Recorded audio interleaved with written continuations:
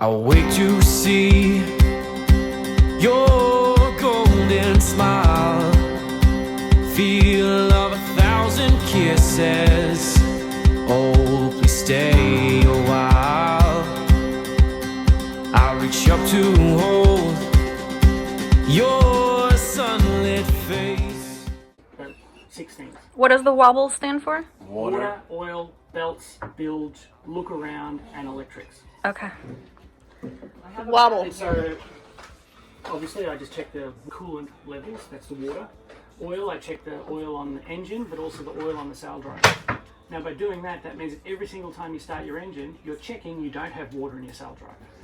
Because the minute you get water in your sail drive, you can instantly tell. Now, you had some, I think, on the survey. So did you see it? On the port side. Okay, so you saw what it looks like. Yeah. So when it's not like that, it looks like golden syrup or honey. When it is water in it, it goes that caramel milkshake look. Okay. There's no other way of telling. It's easy Milky, to tell. yeah. So that's your oil. So should we check it? I mean, I think that's open. That's locked. No. Oh. Okay, so your sail drive is that little orange cap down there. The other thing to just know, it comes back out, your oil needs to be between those two lines. Now, probably because they just serviced it, it's probably over full. We'll see. Check that every single time right before we're going to turn the engines on. 2 lines. Okay, that's perfect. So if it is, because when you get it from the factory, and often when mechanics, they'll just tip whatever they've got in there, and it'll be over that second line. If it's over that second line, what that means is that when you're running your engine for a certain amount of time, pressure will build up inside your sail drive. It'll actually squeeze oil out through your seals, and you'll get oil under your engine. And it comes out under pressure and heat, and it actually is a red colour. So it's very confusing because oil is normally blackish, Pressure, and all of a sudden you've got this red oil from somewhere. There's no transmission fluid, so then you think, is it hydraulic fluid? You don't know what it is. It'll be that your sail drive has been overfilled, and So if it is overfill, how do you drain some? suck some out. Oh, that's it. Okay. Last time I had my engine serviced in one of the marinas, I can't remember which one it was. They overfilled it, and I had oil spew all over the engine bay. It's a big mess. That's fun to clean. This will be a blackish colour, and you'll have two little grooves. It's got to be between the two little grooves. You were a mechanic, Hanan. You could do this. It's been a couple of years. Yeah, so that's fine. If you want, you can go like this and feel it, so there's nothing foreign in it. Feels like oil. And it's supposed to be real that black.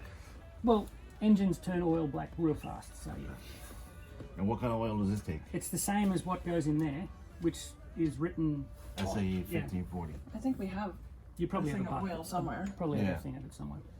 And where's the water at? Where's that go? Hang on, where does that go?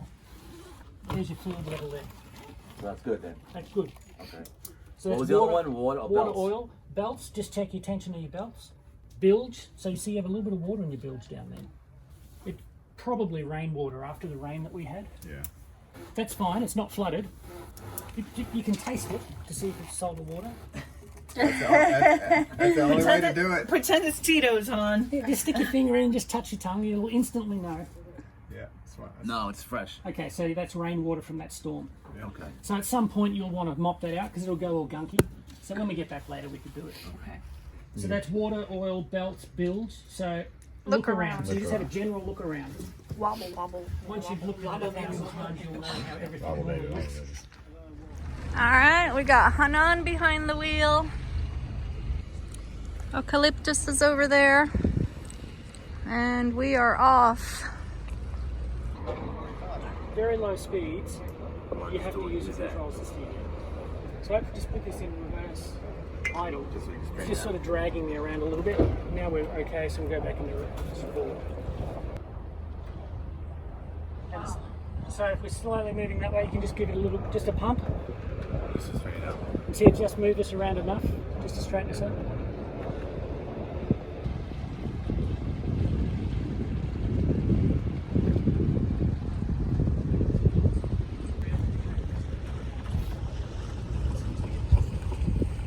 Yeah, it feels better.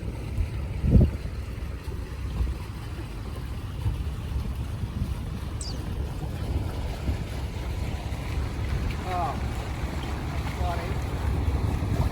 Look at this.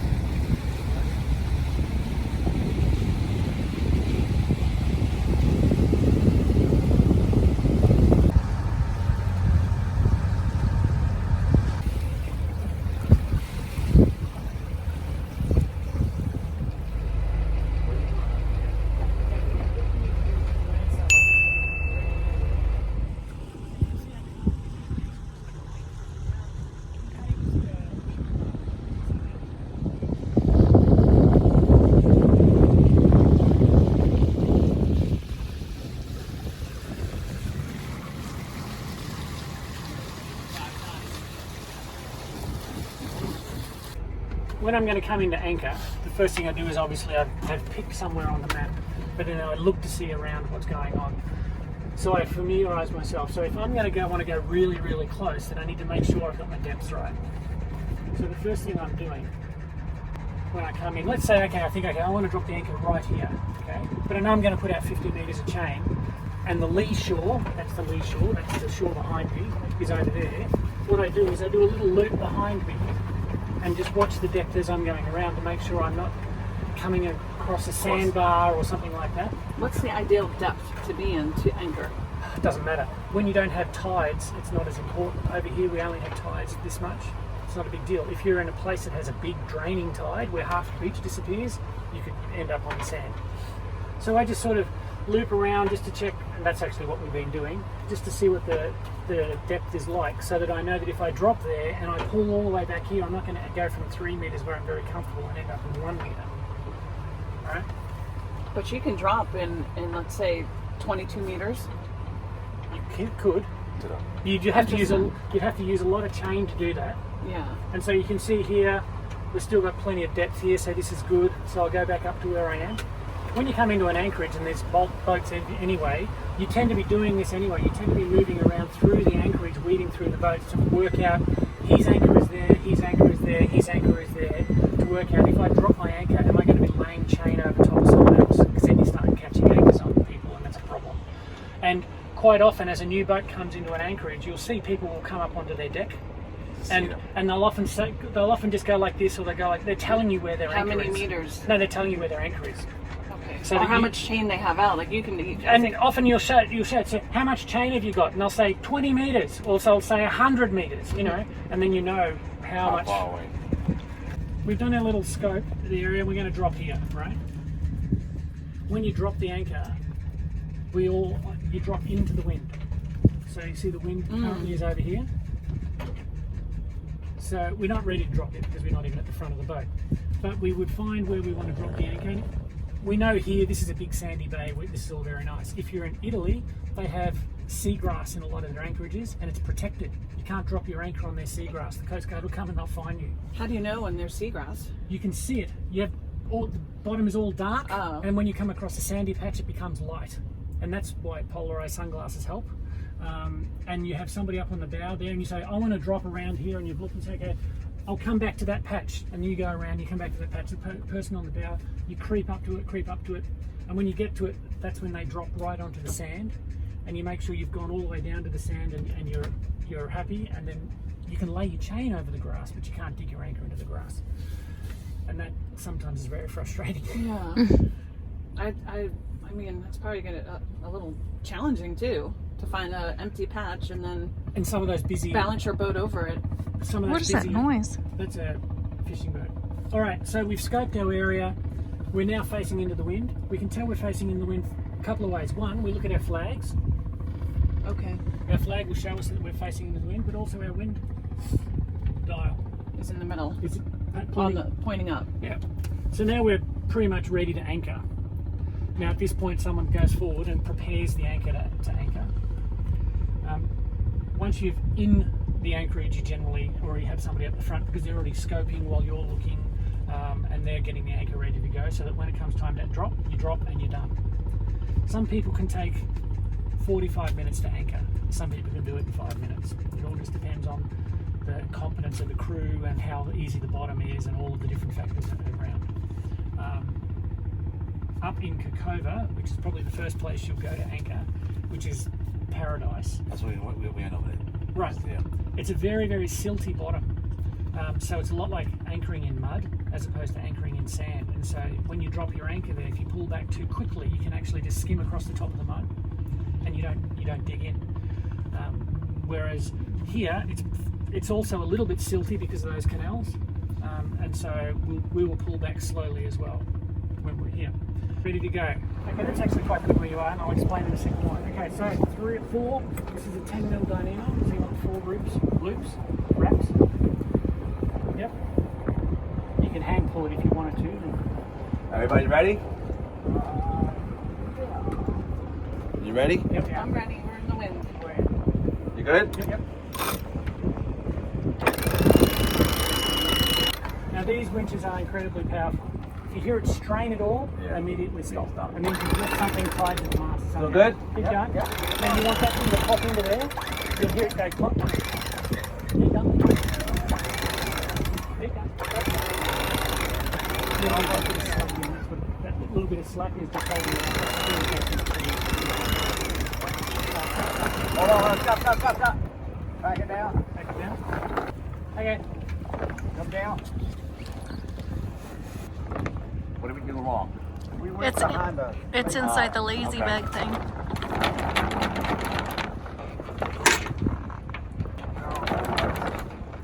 Little more.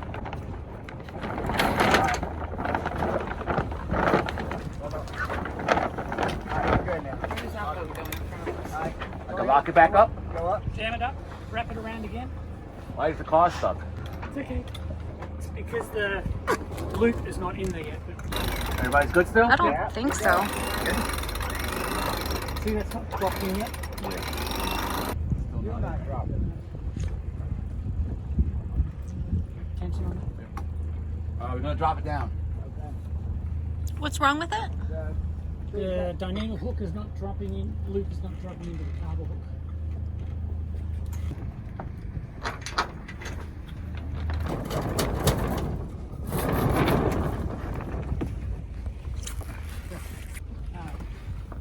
Gotta come down with it.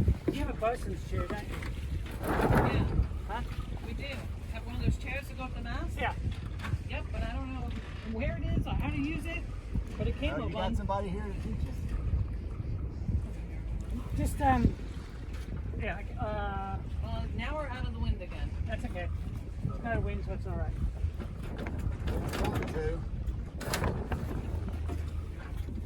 We should have come back just a little this way. I think the best thing to do is for me to go up and yank it down. Okay? So to do that, it's going to look complicated. But Can't come down with you know the. what that chair is?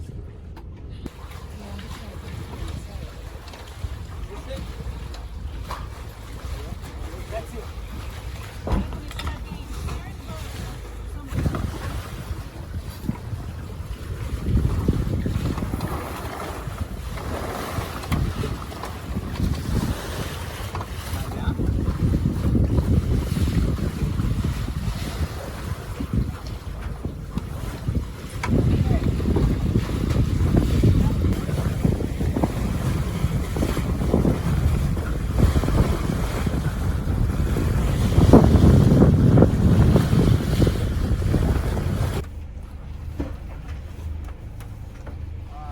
Hold on. A little more. Come on, jam it. Alright, we're on jam.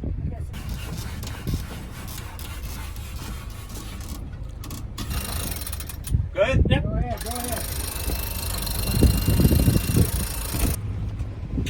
So this yellow line is your true wind, Okay. but because we're going forward, we're making apparent wind. So your apparent wind, which is what's driving your sail, is the pink line.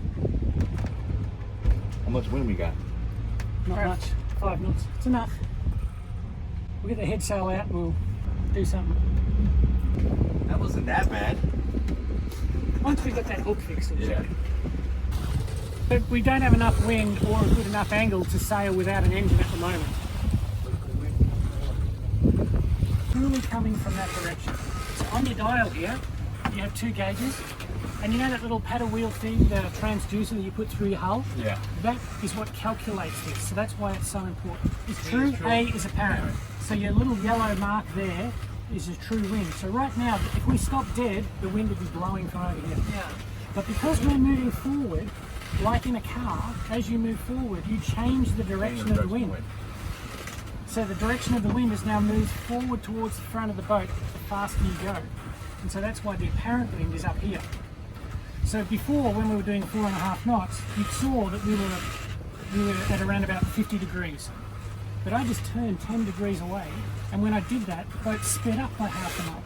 When the boat sped up, it created more apparent wind, which pushed that apparent wind back up again. So the faster we go, the further up forward the apparent wind is going. And that always plays with you, because you see now the true wind is miles away. So if I turn another 10 degrees, right? Are you turning this way, right? I'm turning this way. But the wind is coming from here, so. That's right, because I want the wind to come better across the Okay. sails. We're so tight reached right now. So when I turn, see, here we go. See, the wind is now opening up. And so the sails will perform better. The catamarans don't sail as good. So now that we're a longer way away from where we were, the wind is still around the same, 4.8 knots. And we'll see what happens to our speed. Whether we need to adjust our sails. You can look at the telltale to see how your sails go. Question. You said that the transducer is giving us our true wind? Yes. So how does the transducer that's under a boat inside the water know what the wind speed is? Because on the top of your mast you have that thing spinning. Yeah. That's telling you your apparent wind. Because it's telling you the speed and the direction that the wind is hitting the boat. So from the apparent wind, the little paddle thing under there and your GPS locator in the boat calculates through some mathematical thing the reading from the true wind, your GPS, your speed, your direction. Okay. And So it's a combination of different things that, okay. and it's coming directly to, and you're stop dead, and coming directly towards you at 5 knots. Your apparent wind and your true wind is 5 knots. If you turn the boat on and you go forward 2 knots, and the wind is directly up to you at 5 knots, your true wind is still 5 knots, but your apparent wind is now 7 knots. 7 knots, right? Because you make in extra wind. 2 knots. If the wind was behind you at 5 knots and you sped the boat up and you went 2 knots that way, your apparent wind is now 3 knots. You're losing it. And so everything between there and there is a variation in that formula. There's hot water if you want to As you go. So the more you go around, the more you lose it. Well, the bigger difference between your apparent and your true, and the harder it is to calculate. Whew.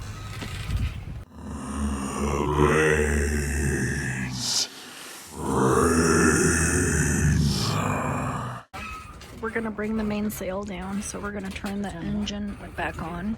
The starboard engine, right the here port it one's says- already on. Neutral, question mark. Put it in neutral. So now we can engage the engines and get into the wind. So we want to turn this up to here. So now the wind is over here, and we want to turn into the wind. So We're turning into the wind This way. so that we can bring the mainsail down. All we have to do to lower the mainsail is to release the main halyard. Right? You don't have to wrap it. But to release the main halyard, we need to be able to unjam it, so we need to take the pressure off it, otherwise it'll rip through our hands. We also need to hope that it's going to run free. Hope that we tighten it up really nicely. So we'll jam it, unjam, and Donovan will help just push it into the bag while he does it. You ready, Donovan?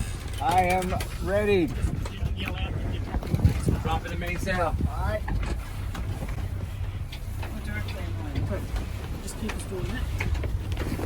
All good? Yep, we're going.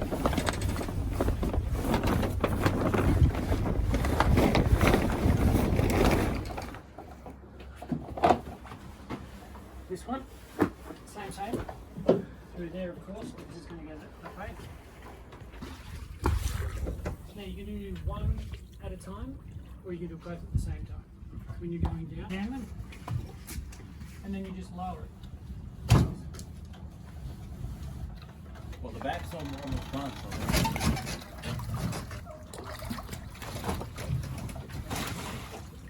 There you go. He's gonna go check and see if it's on. Stay. The fenders.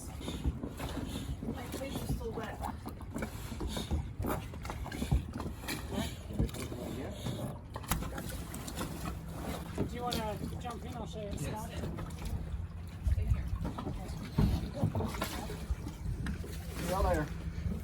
This is a 340. So Look at this pretty table. All right, so chef, what are we having? Oh, we've got stuff in the convection. We've got chicken thighs, chicken wings, and I have some yellow Spanish rice. Well, it's not really Spanish because I don't have sofrito. In the pressure cooker, it's done. It's just sitting there steaming right now. Did you put some chia pet into anything? No, I didn't put that into anything. It won't start. So we're trying. Here, it won't go in gear. It won't go in gear. Gotta put it in neutral. If it's not in neutral, you can't pull forward.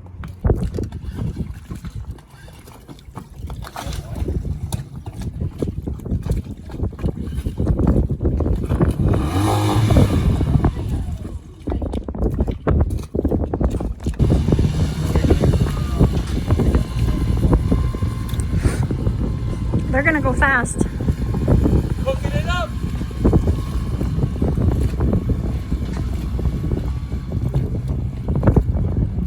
How did they figure out how to get it back into neutral? Manhandle it? Just hit it? Leo, you got it now. We're gonna eat. We'll see y'all later. See y'all later.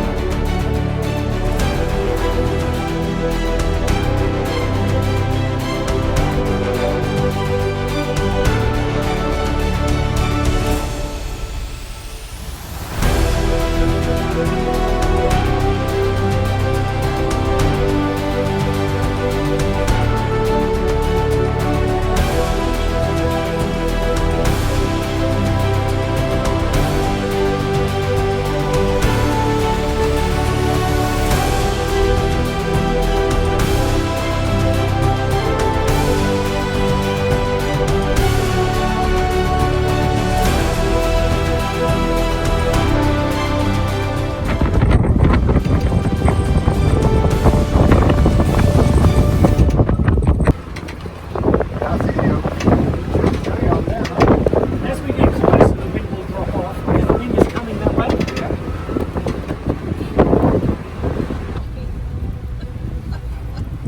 Oh, you got the blanket for him. I thought you were gonna get I thought it was on. for you. Oh, you shaking. What's it called? You need more fur.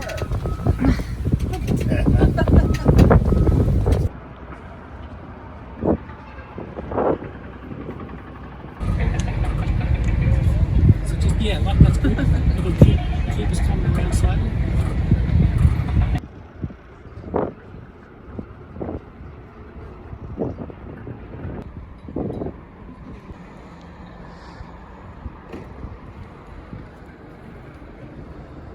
Yeah. Now he's gonna stop it. Watch that corner. Can you watch that corner? Yes. You got a lot of room. You're fine.